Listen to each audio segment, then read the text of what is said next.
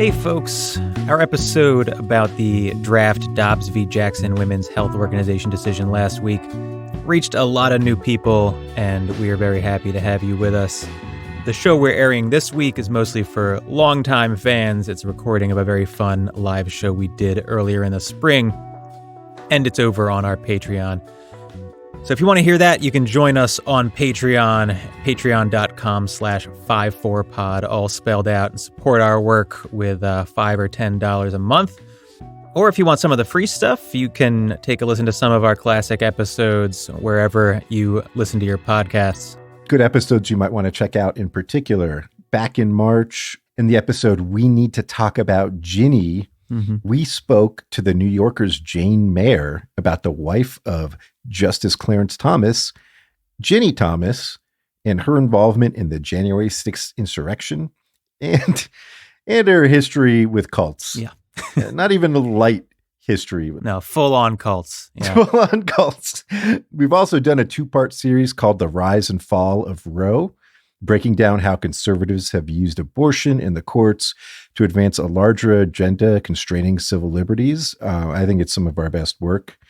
You might also be interested in hearing our episode U.S. v. Morrison about the Supreme Court striking down part of the Violence Against Women Act, or Morris v. Frederick, where the court took a swing at student speech rights at school events. Yeah, our catalog is just sort of greatest hits of the worst things the court has ever done, and their ongoing effort to cater to the wealthy, consolidate power among their political allies, and carve away your rights. So, if you enjoy getting mad and perhaps getting slightly organized, feel free to check out the back catalog, and we will see you next week. Or find us over on Patreon at patreon.com/54pod, all spelled out.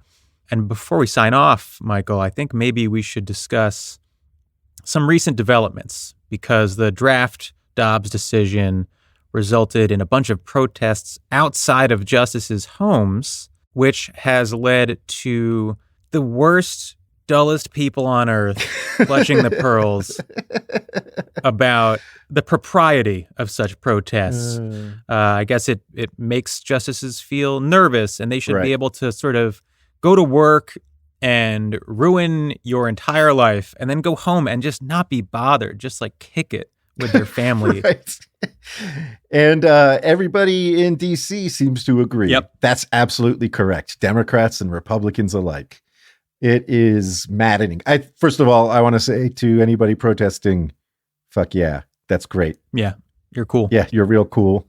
Anyone who yells at them if they go out to eat and you see them at your restaurant, any waiter who spits in their food. Yeah. I don't think they should have a moment's peace for the rest of their life. Like, truly, I truly believe that. But yeah, it's been a disappointing response from the Democrats, don't you think, Peter? Well, I mean, the good news is that we've seen finally some business getting done in Washington. Yes. Because the Democrats, rather than scramble to say codify the right to an abortion in the law, have decided to pursue legislation that would protect Supreme Court justices from protesters. Beef up their security. Really an unbelievable display of Democratic priorities. Yeah. And the extent to which they truly either hate their base or are just absolutely terrified of even the slightest amount of negative press. Yeah. I think the most generous reading is that it's an unbelievable act of cowardice. And I think that might be right. Not just generous. I think that's probably accurate. They're just cowards. They're not ready for the moment. It's an extraordinary moment, and that requires doing extraordinary things. And that requires courage, right? Courage to make big changes, to say this requires maybe something entirely new, maybe rethinking the Supreme Court or how we handle these issues in general. Well, I mean, I think some thoughtful commentators have pointed out that Republicans have generally embraced the outrage of their base. Absolutely. When their base gets mad, right? I mean, they took the Tea Party movement and turned it into the basis for the Trump administration, in essence. And the Democrats run from their base. They are terrified of giving the base any amount of pull. They don't use the energy. They try to squash it. It's just fucking depressing. And I think the last thing I'll say about it, and I was talking about this online as well, there was a case in the 90s, Madsen v. Women's Health Center, about the rights of anti-abortion protesters to protest outside of clinics and outside of the homes of abortion clinic staff. And the Supreme Court struck down a restriction on the rights of those protesters to protest outside of the homes of abortion clinic employees. So for all of the fretting and whining about people protesting outside of the homes of some of the most powerful public figures in this country, the Supreme Court itself, just like 25 years ago, said that it was totally cool and, in fact, constitutionally protected to protest outside of the homes of employees at abortion clinics. So think about that when you see some fucking just absolutely cowardly talking head from the Democratic Party talking about how this is sort of despicable or unsettling behavior. Mm-hmm. It's rules that protect the powerful and not the weak. That's it. Yeah. And as a final note from me, I spent a few minutes this morning, didn't take long, just calling up both my senators and my representative and telling them I expected them to vote no on this bill and for them to oppose it even being brought to the floor before they've codified Roe v. Wade into law.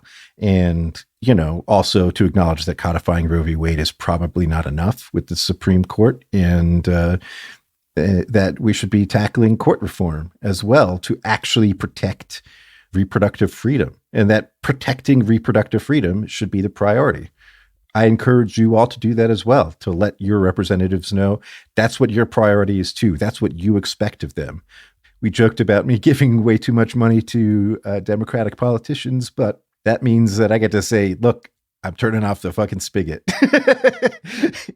No more money from me. Your largest donor, Michael, is saying no more. All right. Well, I think that's enough for a little whatever the fuck this is. Is this a teaser? I think this is technically a teaser. This is a teaser. Yeah. Yeah. If you're new to the podcast, we appreciate you. Check out the back catalog. If you're an old-time friend, thanks for hanging, you know? Mm-hmm. Everybody be well. Donate to abortion funds, and we'll see you. Bye, everybody.